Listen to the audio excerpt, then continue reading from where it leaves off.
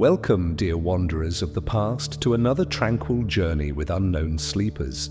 Tonight we invite you to drift along the ancient paths of the Silk Road, a network of trade routes that wove together empires, cultures, and dreams. Before we set out, please take a moment to subscribe to the Unknown Sleepers channel. Your support keeps these soothing stories alive, guiding you gently into restful slumber. Settle in, close your eyes, and let the tale of the Silk Road unfold, step by dusty step across deserts, mountains, and time. Picture a caravan winding through a golden desert, camels laden with silk, spices, and secrets. The air shimmers with heat, and distant mountains loom under a boundless sky. This is the Silk Road, not a single path, but a web of routes stretching thousands of miles from China to the Mediterranean, from the 2nd century BCE to the 15th century CE. For over a millennium, it carried goods, ideas, and people, shaping the world we know today. Tonight, we'll trace its origins, its rise, its golden age, its decline, and its enduring legacy. Let us begin in the distant past, where empires first dreamed of connection. To understand the Silk Road, we must first step into the world that gave it birth. In the centuries before the Common Era, civilizations flourished in isolation, separated by vast deserts, towering mountains, and uncharted seas. In the east, China's Zhou dynasty, 1046–256 BCE, was giving way to the Warring States period, a time of chaos but also innovation. Philosophers like Confucius and Laozi shaped thought, while artisans wove silk, a fabric so fine it was worth its weight in gold. To the west, the Persian Empire under the Achaemenids, 550–330 BCE, stretched from Egypt to India, its roads linking distant provinces. In the Mediterranean, Greek city-states traded wine and olive oil, while India's Mauryan Empire cultivated spices and gems. These worlds rarely met. Travel was perilous, with bandits, harsh climates, and unknown languages barring the way. Yet trade existed in small ways. Nomadic tribes like the Scythians of Central Asia carried goods across the steppes, trading furs for grain or horses for bronze. These early exchanges were the seeds of the Silk Road, but they lacked structure. The world was fragmented, its peoples unaware of the riches and ideas that lay beyond their borders. In China, a pivotal change was brewing. By 221 BCE, the warrior king Qin Shi Huang unified the warring states, founding the Qin dynasty. His brutal but effective rule standardized weights, measures, and scripts, laying the groundwork for trade. His successors, the Han dynasty, 206 BCE, 220 CE, would take this further, dreaming of a world beyond their borders. To the west, the conquests of Alexander the Great, 336–323 BCE, had spread Greek culture, creating Hellenistic kingdoms that bridged east and west. The stage was set for a new era of connection. Imagine a merchant in ancient Chang'an, modern Xi'an, gazing west toward the unknown. He dreams of wealth, of fabrics and spices from lands he's never seen. The world is vast, but its edges are drawing closer. The Silk Road is about to be born. Our journey begins in earnest around 200 BCE during China's Han dynasty. The Han Emperor Wu, r. 141–87 BCE, sought to secure his western borders against the Xiongnu, a nomadic confederation that raided Chinese lands. To counter them, Wu sent an envoy, Zhang Qian, to seek alliances with Central Asian tribes. In 138 BCE, Zhang set out, but his mission was fraught with hardship. Captured by the Xiongnu, he spent a decade in captivity before escaping. When he returned in 125 BCE, He brought no allies but something far more valuable, tales of distant lands rich in horses, grapes and markets. Zhang Qian's report sparked a vision. The Han court saw opportunity in trade, particularly in silk, a luxury coveted by elites across Asia. By 130 BCE, the Han began sending caravans westward through the Gobi Desert and the Tarim Basin to reach Central Asia. These routes, later called the Silk Road, were not paved highways but a network of paths, oases and trading posts. Merchants traveled in stages, passing goods from one to another, as no single trader could cross the entire distance. To the west, the Parthian Empire, 247 BCE, 224 CE, and the remnants of Hellenistic kingdoms welcomed Chinese goods. Silk, lightweight and valuable, became a currency of its own, traded for glass, wool, and precious stones. The Roman Republic, growing in power, craved silk for its senators and patricians, though they knew little of its origins. Pliny the Elder, writing later, complained that Rome's obsession with silk drained its coffers, a testament to its allure. The Silk Road's early years were perilous. Bandits roamed the Taklamakan Desert, and oases like Dunhuang were vital lifelines. Yet, trade flourished. By 100 CE, goods flowed from Chang'an to Antioch, a distance of over 4,000 miles. Alongside silk came paper, invented in China around 105 CE, and gunpowder, though its use was still ceremonial. In return, China received horses, jade, and exotic fruits like pomegranates. Picture a caravan trudging through the desert, its bells jingling softly. Merchants haggle in a dozen languages, their wares gleaming in the sun. The Silk Road is alive, a fragile thread connecting worlds once apart. By the 1st century CE, the Silk Road entered its golden age, a period of prosperity that lasted until the 8th century. Empires stabilized and trade routes expanded. In China, the Han dynasty gave way to the Three Kingdoms, and later the Sui and Tang dynasties, 618–907 CE, whose cosmopolitan capitals welcomed foreign merchants. To the west, the Roman Empire, 27 BCE, 476 CE, and its Byzantine successor thrived, their markets hungry for Eastern goods. Between them, the Kushan Empire, 3375 CE, in Central Asia, and the Sassanid Empire, 224–651 CE, in Persia, acted as middlemen, controlling key routes. The Silk Road was more than a trade network, it was a conduit for culture. Buddhism, born in India, spread to China via merchants and monks who built cave temples at Dunhuang, filled with vibrant murals. Zoroastrianism, Manichaeism, and later Christianity and Islam traveled the same paths, carried by missionaries and traders. Languages mingled with Sogdian, a Central Asian tongue, becoming the lingua franca of commerce. Goods flowed in abundance. From China came silk, porcelain, and tea. From India, spices like pepper and saffron. From Persia, carpets and silver.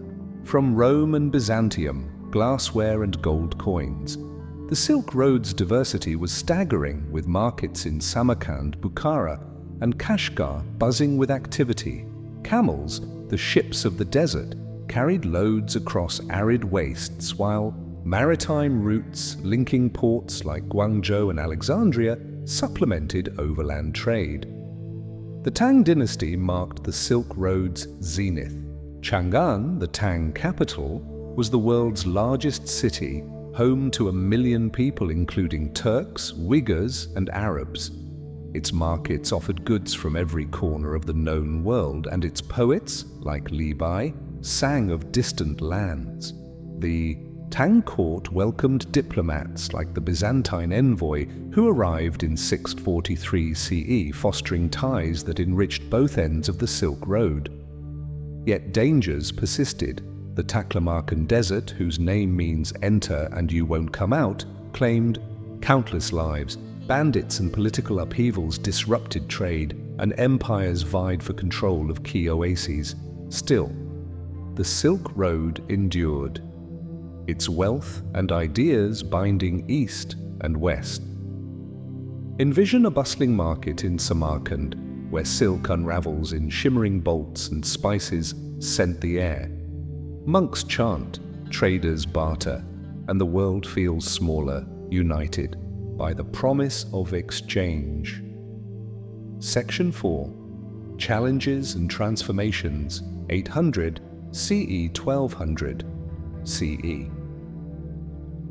By the 8th century, the Silk Road faced new challenges.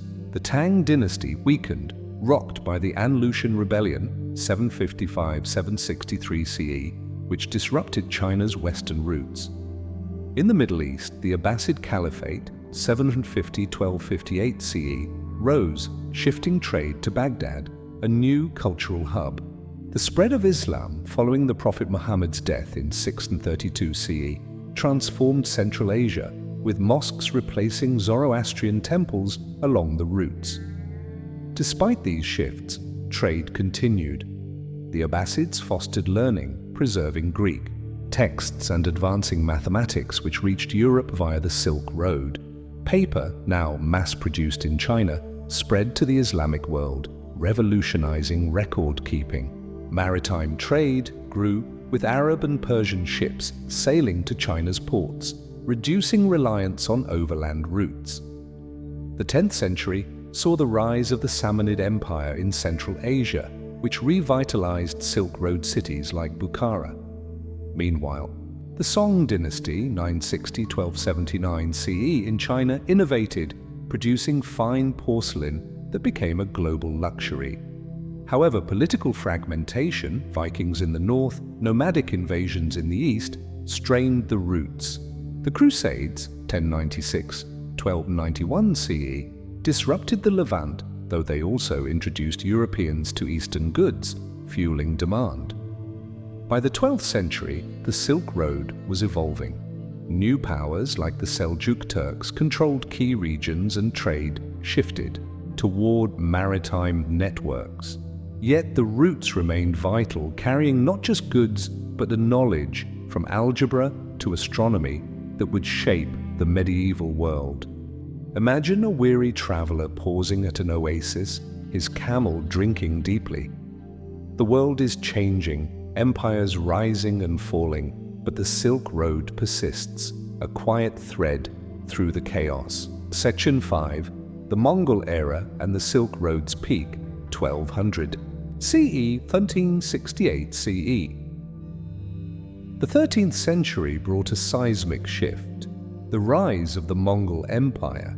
Under Genghis Khan, wrought to 1206-1247 CE, and his successors, the Mongols conquered a vast territory, from Korea to Eastern Europe, creating the largest contiguous empire in history. Their Pax Mongolica, a period of relative stability, transformed the Silk Road. The Mongols secured trade routes, punishing bandits and building caravanserais, roadside inns for travelers. They encouraged commerce, exempting merchants from taxes and issuing passports for safe passage. The Silk Road flourished, with caravans moving faster and farther than ever. Marco Polo, the Venetian traveler, journeyed to the Mongol court of Kublai Khan in the 1270s, his accounts, though debated, revealing the road's wonders to Europe. Trade reached new heights. Chinese silk and porcelain flooded European markets, while furs, amber, and slaves moved east. The Mongols facilitated cultural exchange, with Nestorian Christians, Buddhists, and Muslims mingling in their cities. Technologies like gunpowder and the compass spread west, altering warfare and navigation. Yet the Mongol era had a dark side. The empire's conquests killed millions, and their openness to trade carried a deadly passenger, the Black Death. By 1347, the plague, likely originating in Central Asia, spread along Silk Road routes, devastating populations from China to Europe. The pandemic, while catastrophic, underscored the road's role as a global connector. By the late 14th century, the Mongol Empire fragmented and the Silk Road declined. Timur's invasions disrupted Central Asia, and rising maritime powers like Venice and Portugal shifted trade to the seas. The routes grew quiet, but their legacy endured. Picture a Mongol caravan, its banners fluttering in the wind. The world is vast, yet connected, its peoples bound by the Silk Road's fragile threads. But change is coming, and the roots will soon fade. Section 6. The Decline of the Silk Road, 1368 CE, 1500 CE. By the late 14th century, the Silk Road entered its twilight. The Ming Dynasty, 1368–1644 CE, in China turned inward, restricting foreign trade and fortifying the Great Wall. In the West, the Ottoman Empire's rise after 1453 CE blocked traditional routes, particularly after the fall of Constantinople. Maritime exploration, led by figures like Vasco da Gama, offered faster, cheaper alternatives to overland trade. The Silk Road's decline was gradual. Some routes persisted, carrying goods through Central Asia, but they were shadows of their former glory. Cities like Samarkand and Kashgar, once vibrant, grew quieter, their bazaars less crowded. The age of sail had begun, and the world's focus shifted to oceans, not deserts. Yet the Silk Road's impact lingered. It had spread technologies, paper, printing, gunpowder, that fueled the Renaissance and Reformation. It had carried religions, shaping spiritual landscapes from China to Europe. It had fostered a global consciousness, planting seeds for the modern era. Envision a deserted caravanserai, its walls crumbling under the stars. The Silk Road is fading, but its echoes remain, woven into the fabric of our world. Though the Silk Road ceased as a major trade network by the 15th century, its legacy endures. The routes introduced Europe to Eastern innovations, from the compass to movable type that sparked scientific and cultural revolutions. They shaped cuisines with spices and tea becoming staples far from their origins. They fostered tolerance as traders of different faiths and cultures coexisted, however uneasily. In the 19th century, the term Silk Road was coined by Germans, geographer Ferdinand von Richthofen, capturing the romance of these ancient paths. Archaeologists uncovered lost cities like Dunhuang, revealing treasures of art and manuscripts. The Silk Road became a symbol of connection, inspiring modern initiatives like China's Belt and Road Initiative, launched in 2013, which echoes its ancient predecessor. Today in 2025, the Silk Road remains a source of fascination. Museums display its artifacts from Tang ceramics to Sogdian coins, while scholars study its role in globalization. Posts on X reflect public interest, with users marveling at its cultural exchanges and comparing it to modern trade networks. The Silk Road reminds us that humanity has long sought connection, even across the harshest divides. Let us linger here, in the quiet of the present. The Silk Road is gone, but its spirit lives on, a testament to our shared past and enduring curiosity. As we close our journey, reflect on the Silk Road's quiet power. It was not a single road, but 1,000 paths, each carrying the hopes, fears, and dreams of those who traveled it. It bound empires, spread knowledge, and shaped our world, leaving a legacy that whispers through time. The Silk Road teaches us that even in a vast and divided world, connection is possible, fragile yet enduring. Thank you for wandering with us on this long, tranquil tale. If your eyes are heavy and sleep beckons, we've done our part. If you're still awake, we hope the Silk Road story has brought you peace. Please subscribe to Unknown Sleepers for more soothing histories and share your thoughts in the comments below. Until next time, rest well and let the past guide you into dreams.